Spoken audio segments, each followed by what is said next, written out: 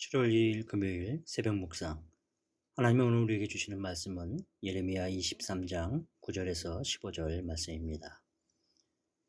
선지자들에 대한 말씀이라. 내 마음이 상하며 내 모든 뼈가 떨리며 내가 취한 사람 같으며 포도주에 잡힌 사람 같으니 이는 여호와 그 거룩한 말씀 때문이라. 이 땅에 간음하는 자가 가득하도다.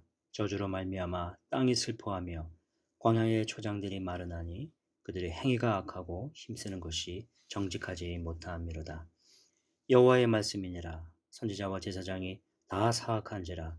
내가 내 집에서도 그들의 악을 발견하였노라. 그러므로 그들의 길이 그들에게 어두운 가운데 미끄러운 것과 같이 되고 그들이 밀어냄을 당하여 그 길에 엎드러질 것이라. 그들을 벌하는 해에 내가 그들에게 재앙을 내리리라. 여호와의 말씀이니라. 내가 사마리아 선지자들 가운데 우매함을 보았나니 그들은 바알을 의지하고 예언하여 내 백성 이스라엘을 그릇되게 하였고, 내가 예루살렘 선지자들 가운데 가증한 일을 보았나니 그들은 간음을 행하며 거짓을 말하며 악을 행하는 자의 손을 강하게 하여 사람으로 그 악에서 돌이킴이 없게 하였은즉 그들은 다 내 앞에서 소돔과 다름이 없고 그 주민은 고무라와 다름이 없느니라. 그러므로 만군의 여호와께서 선지자에 대하여 이와 같이 말씀하시니라. 보라, 내가 그들에게 쑥을 먹이며 독한 물을 마시게 하리니 이는 사악이 예루살렘 선지자로부터 나와서 온 땅에 퍼짐이라 하시니라. 말씀을 따르지 않는 자의 악한 영향력이란 제목으로 함께 은혜를 나누고자 합니다. 오늘 본문은 특별히 선지자에 대한 예언입니다. 예레미야가 선지자로서 토로합니다. 9절과 10절입니다. 선지자들에 대한 말씀이라. 내 마음이 상하며 내 모든 뼈가 떨리며 이 땅에 간음하는 자가 가득하도다. 저주로 말미암아 땅이 슬퍼하며 광야의 초장들이 마르나니 그들의 행위가 악하고 힘쓰는 것이 정직하지 못함이로다. 예레미야는 영적 지도자의 심정을 이렇게 쏟아내고 있습니다. 11절로 이어집니다. 여호와의 말씀이니라. 선지자와 제사장이 다 사악한지라. 내가 내 집에서도 그들의 악을 발견하였노라. 선지자들의 모습을 설명해주고 있습니다. 바로 영적 지도자들입니다. 하나님의 뜻을 전하고 세워야 할 선지자들의 모습이었습니다. 유다가 왜 망했는가? 유다 백성들이 왜 패역하게 되었는가? 오늘 본문에서는 그 근본 요인에 대해 강하게 지적합니다. 선지자들, 제사장들, 바로 종교 지도자들 때문이라는 것입니다. 그들이 사악해졌기 때문이라고 설명합니다. 영적 지도자가 바로 서지 못하고 행위가 그릇될 때 그 결과가 얼마나 크게 야기되는지 예레미야는 보았기 때문입니다. 북이스라엘이 망한 원인이 이 때문이었기 때문이었습니다. 남유다도 그렇게 되었기 때문에 예레미야의 심정은 지금 타들어가는 것입니다. 마음이 상하고 내 모든 뼈가 떨리기까지 한다고 했습니다.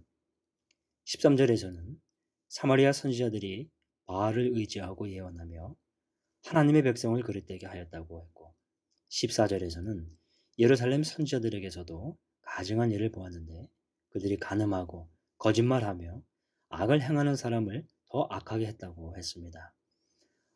종교 지도자들, 영적 지도자들이 얼마나 패역하고 타락했는지를 말해주고 있습니다. 예레미야는 무려 40여 년 동안 사역하며 이것을 외쳤습니다. 북이스라엘이 망하고 이제 유다가 망할 것을 지켜보며 가슴을 태웠던 것입니다. 말씀을 따르지 않는 자, 특히 영적 지도자의 악한 영향력을 이야기하고 있습니다. 이 큰 문제를 살펴보며 오늘 본문을 지금의 상황에 맞춰 적용해 보아야 할 것입니다. 말씀을 따르지 않는 자, 그로 인해 미치게 될 악한 영향력, 우리가 기도해야 할 대상이고 내용입니다. 저는 오늘 두 대상으로 구분지어 보고자 합니다. 먼저 교회 지도자들입니다.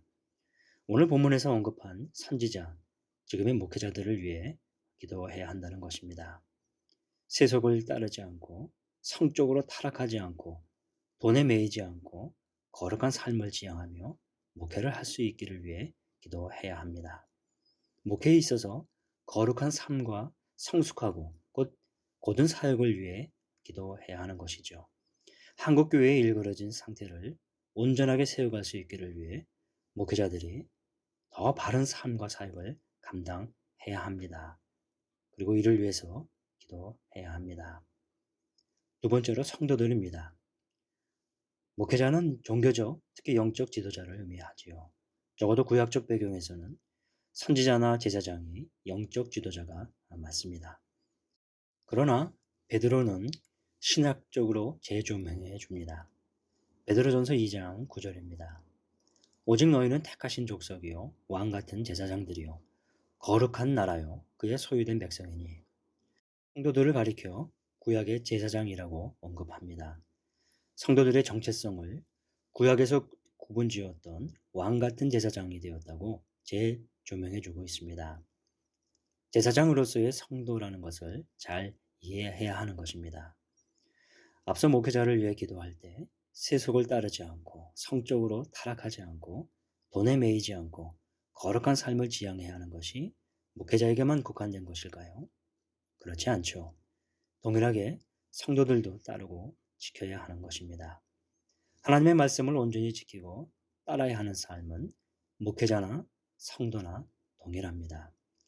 사랑하는 성도 여러분, 오늘 말씀을 생각하며 더 깊이 묵상하며 기도했으면 합니다. 거룩한 삶을 위한 것이 어떤 것일까요?